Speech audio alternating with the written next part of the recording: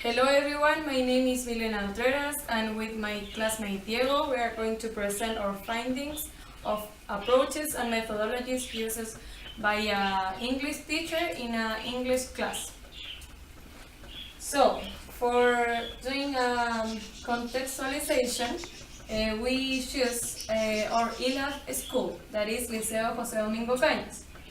This school is a Catholic school. Is part of the Sociedad de Colegios Católicos de Santo Tomás de Aquino and is located in Quilicura district. In few words, the PI is focused on the Catholic reinforcement or commitment of the students and community of the school. Also, they want that students can be active agents of the society and be aware of the environment and the current events in their daily life. According to our experience, we can notice that teachers speak and teach the English class most of the time in Spanish, and also that they don't have an autonomous planning because they follow the ministerial requirement. For this reason, students are measured with tests by Ministerio de Educación every 3 months in order to check what they are learning. The teacher is 22 years old. She is recently graduated from San Sebastián University and she began to work professionally this year at Liceo José Domingo Cañas.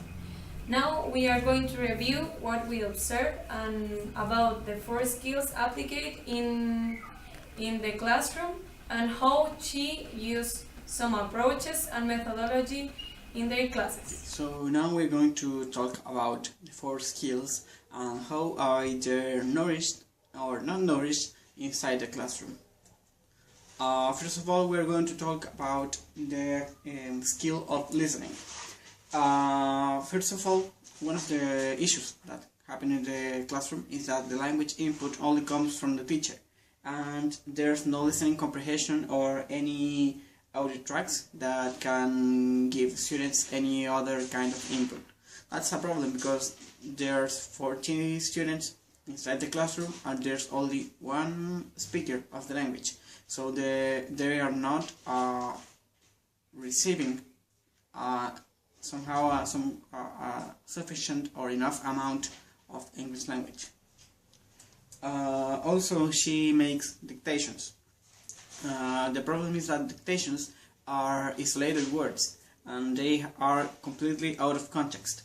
Also, there's no authenticity in speaking because the sentences she uterates are completely made to use some kind of structures or lexical elements instead of speaking as an authentic piece of dialogue.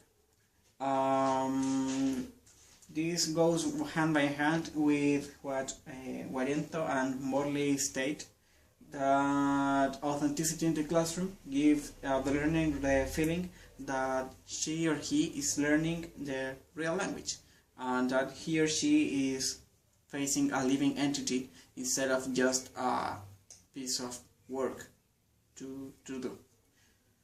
And in reading, Steve Ward in the 80s presented this, which is for him how a good class of reading should be. First of all, he considers that it has to start with a motivational stage, because the more interesting the topic is, the easier it will be to teach.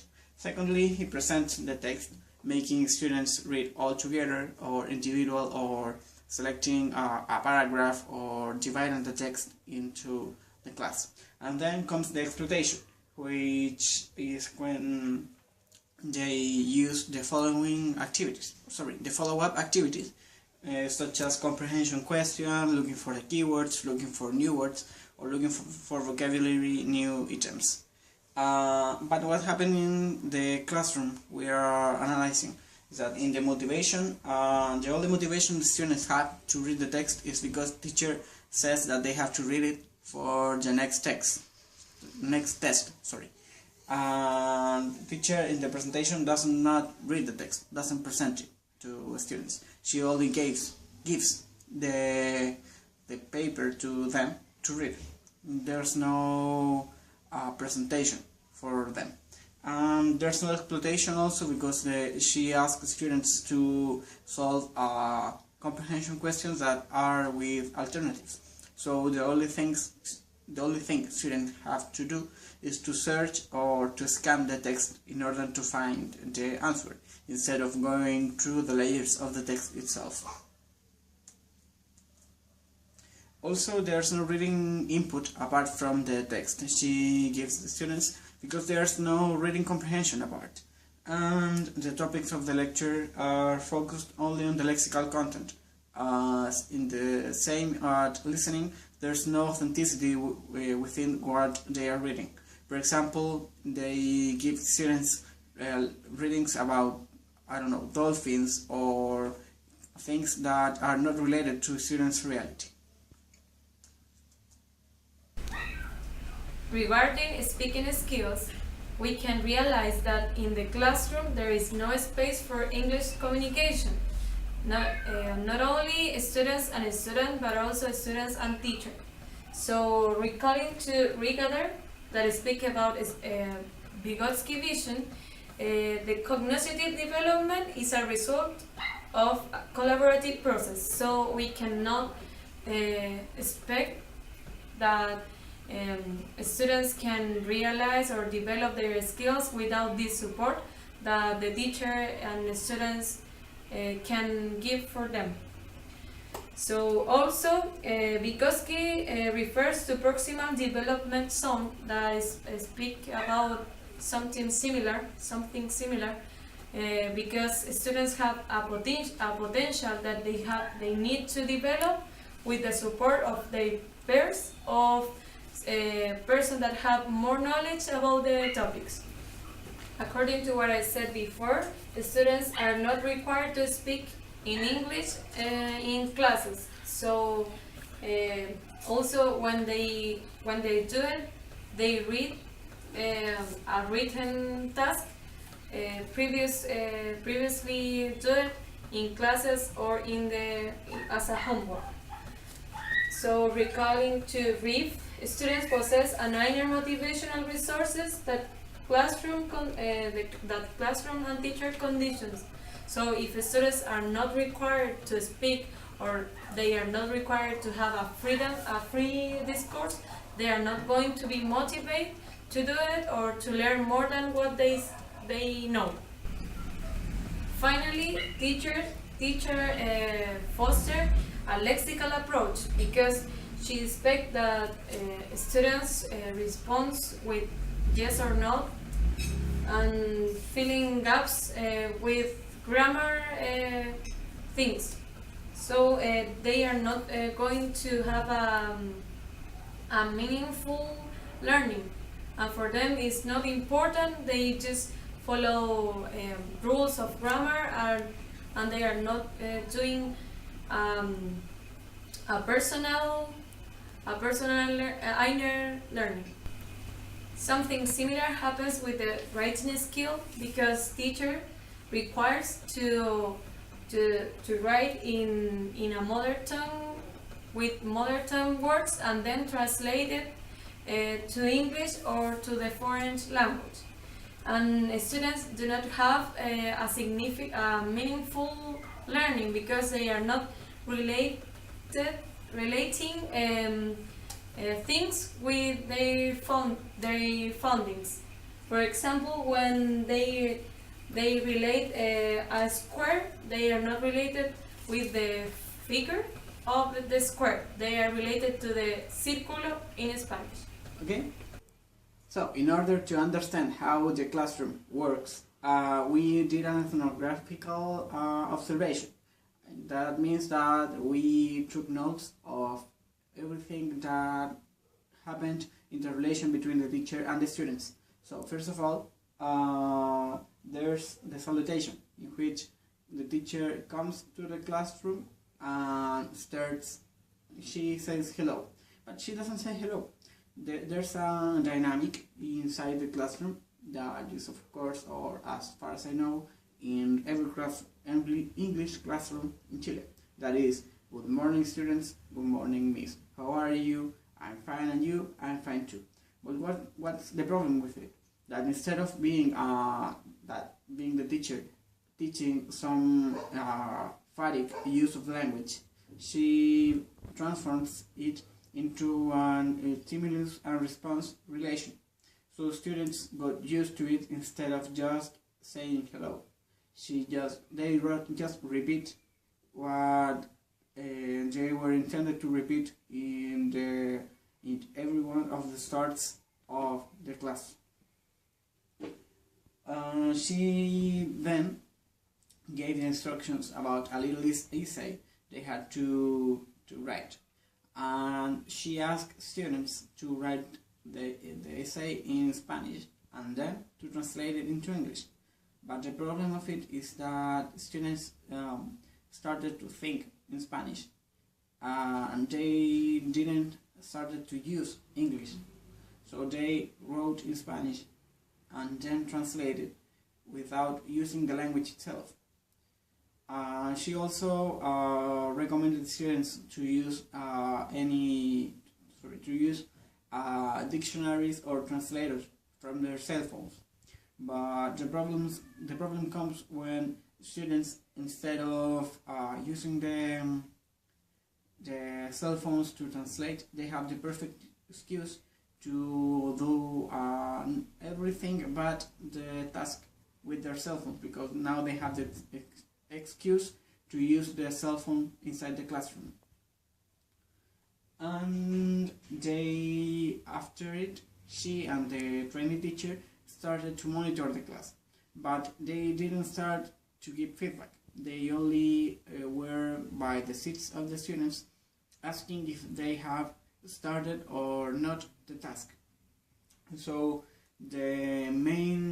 what the teacher and the training teacher said was utterance like, where's your homework, where is your task, or asking even students to take the notebook out of the backpack, because they don't follow even that kind of instruction from the teacher.